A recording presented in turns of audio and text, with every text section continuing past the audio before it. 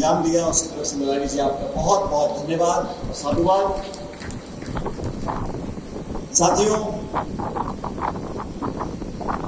ये मंडी का जो प्रांगण है, ये एक ऐसी जगह है जहां पर बहुत से लोग, बहुत से वर्ग का मिश्रण होता है।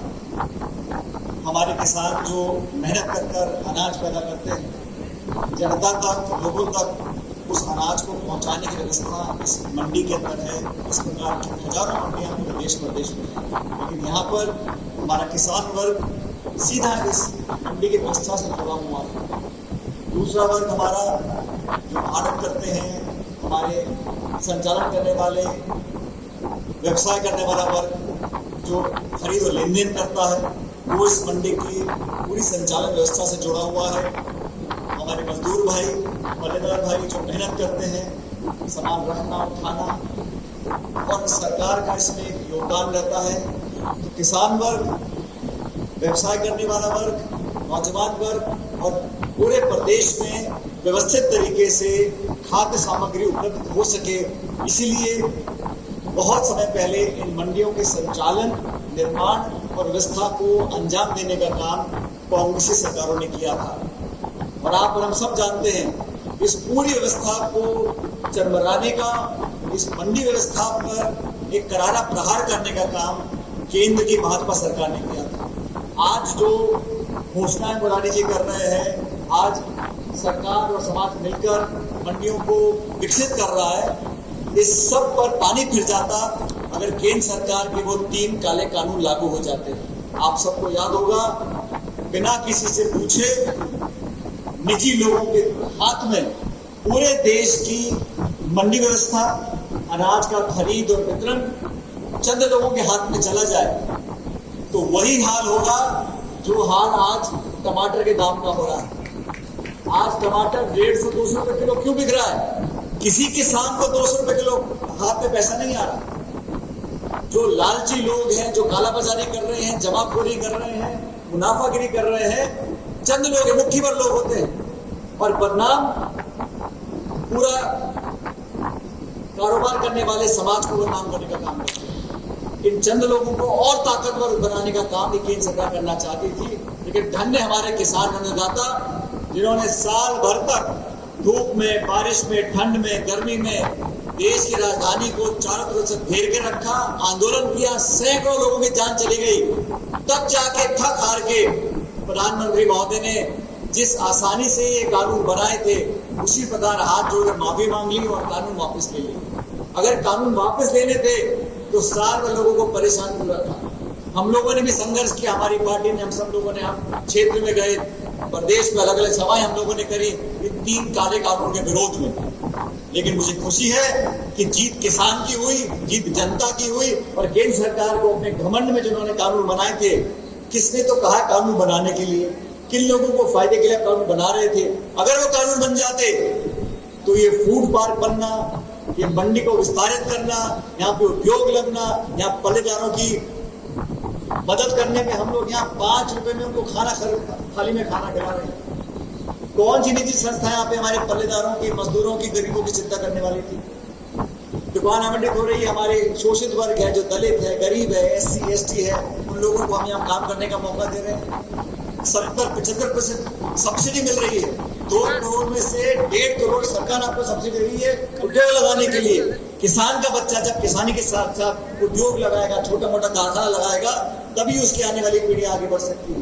इस सोच के साथ सरकार को काम करना चाहिए, लेकिन दुर्भाग्यवश केंद्र सरकार ने सोच के विपरीत, और ये जो राकेश चौधरी जी बोल रहे थे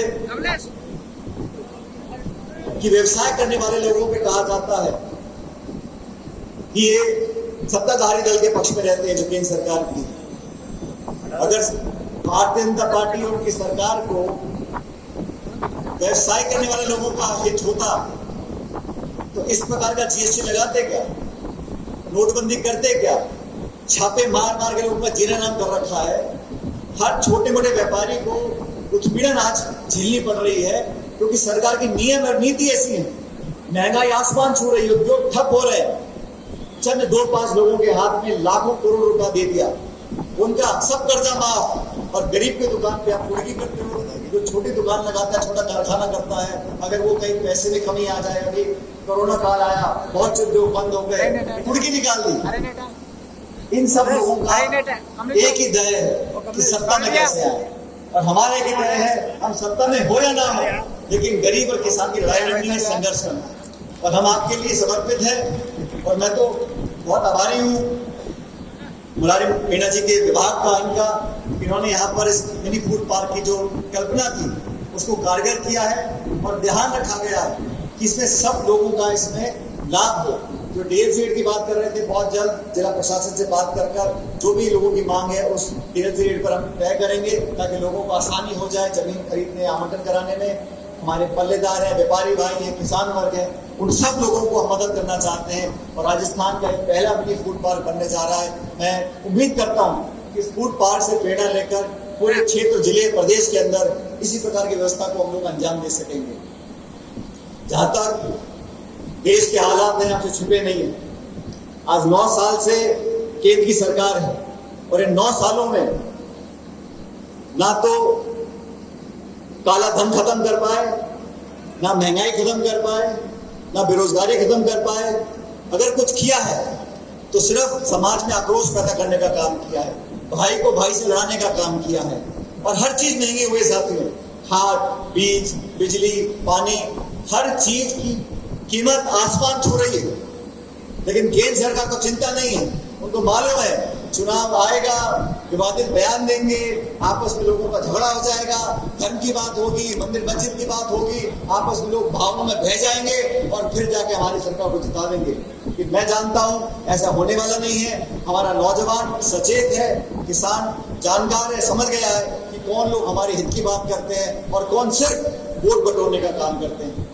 इस मौके पर विभाग के सभी साथियों को मैं बहुत बहुत धन्यवाद देना चाहता हूं, और मैं उम्मीद करता हूं कि बहुत जल्द इस पूरी मंडी के प्रांगण का पूरा स्वरूप बदल जाएगा।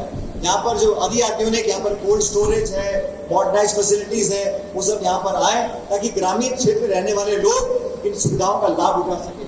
जब तक हमारे कृषि को और हमारे कृषि के जो अनुसंधान में जो कृषि में हम लोग इस्तेमाल करते हैं, वो सामग्री, वो इक्विपमेंट, जब तक हम उनको बदलाव नहीं लाएंगे, कृषि करने के तरीके को नहीं बदलेंगे, नई टेक्निक को नहीं अप्लाई करेंगे, नई सोच को हम अंजाम नहीं देंगे, तब तक इतने बड़े देश को हम लोग आगे नहीं दिला सकते।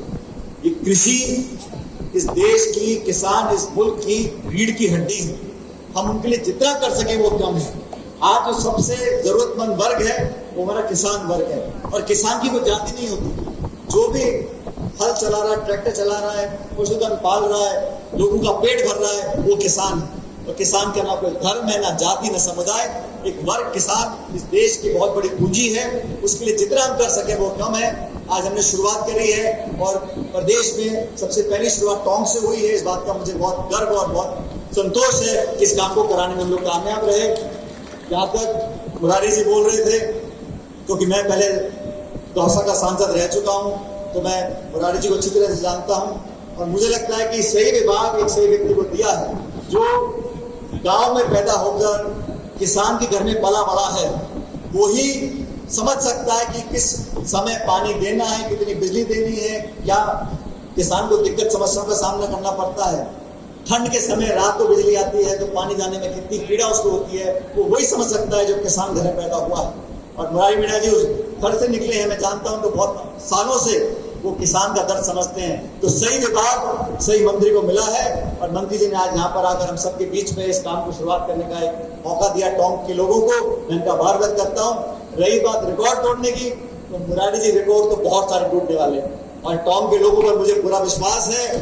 जिस भरोसे से पिछले 4.5 साल से आप लोगों ने हमको ऊर्जा और ताकत दी है, आपके आशीर्वाद की ताकत की वजह से, मेरे क्षेत्र के निर्वाचन क्षेत्र के मतदाताओं की ताकत की वजह से मेरी आवाज में बुलंदी है। मैं नौजवानों के लिए, किसानों के लिए, सच के लिए और हक और अधिकार के लिए पहले भी संघर्ष करता आया हूं, और जीवन भर संघर्ष करता रहूंगा। ये आप लोगों की ताकत है। एक व्यक्ति अपने में कुछ नहीं है, जनता उनके साथ है, उनका प्रेम, आशीर्वाद और उनका सानिध्य जिसको प्राप्त है, वही व्यक्ति सच्चाई ईमानदारी से अपनी बात को रख सकता है। मुझे बड़ा फख्र है कि मैं आप लोगों का विधायक चुनकर गया था और हमने पिछले 4 सालों में जितना हो सका आपके बीच में काम किया। अब आखिरी के 4-5 महीने बचे हैं, जो काम अधूरे रह गए थे, नहीं हो पाए थे, उन सब कामों को हम लोग करेंगे। लेकिन इस प्रकार का जो प्रेम, प्यार, मोहब्बत, सानिध्य, आशीर्वाद आप लोगों का है, इस आशीर्वाद को बनाए रखना। बाकी रिकॉर्ड सारे मुलाजिम तोड़ते चले जाएंगे, पहले भी तोड़े हैं, आप भी तोड़ोगे, हम भी तोड़ेंगे। और सब जगह हम लोग चाहेंगे कि अच्छे लोगों का निर्वाचन हो, अच्छे किसान वर्ग के लोग सामने आए और ईमानदार लोगों का आप चयन करोगे, साफ छवि के लोगों का चयन करोगे, अच्छी विचारधारा को आप चूज करोगे, तो पूरे प्रदेश में एक अच्छा माहौल बना सकते हैं। इन शब्दों के साथ मैं आप सबका धन्यवाद देता हूं। इतनी भारी तादाद में आप लोग आए, भारी बारिश पड़ रही है, फिर भी आप लोग यहाँ बैठे हुए हो, इस कार्यक्रम में आपने अपनी भागीदारी सुनिश्चित करी, उसका बहुत बहुत धन्यवाद और आभार। और इस मंडी के लिए अब तक जो कुछ किया और आने वाले समय जो आपकी मांगे हैं, उन सब कामों को हम पूरा करेंगे। मैं प्रार्थना करता हूँ कि आप लोग खुश रहो, आपका जीवन मंगलमय हो और आपका आशीर्वाद मिलता रहे। बहुत बहुत धन्यवाद। जय हिंद, राम राम साहब।